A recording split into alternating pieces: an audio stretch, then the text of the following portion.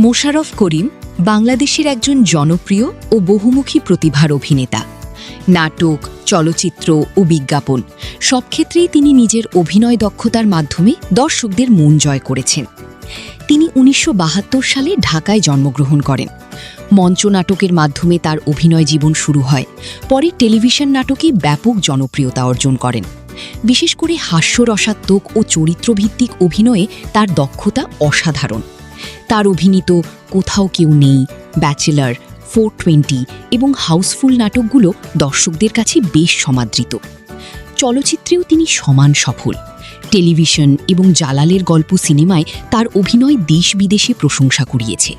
স্বাভাবিক সংলাপ উপস্থাপন, বাস্তবধর্মী অভিনয় এবং চরিত্রে গভীরভাবে ঢুকে যাওয়ার ক্ষমতা তাকে অন্যদের থেকে আলাদা করেছে।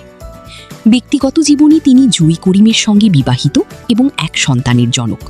অভিনয়ের পাশাপাশি তিনি সামাজিক বিভিন্ন কর্মকাণ্ডেও যুক্ত রয়েছেন। সংক্ষেপে, মোশাররফ করিম একজন শক্তিশালী অভিনেতা, যিনি তার অসাধারণ অভিনয়ের মাধ্যমে বাংলা নাটক ও চলচ্চিত্র অঙ্গনে গুরুত্বপূর্ণ অবদান রেখে চলেছেন।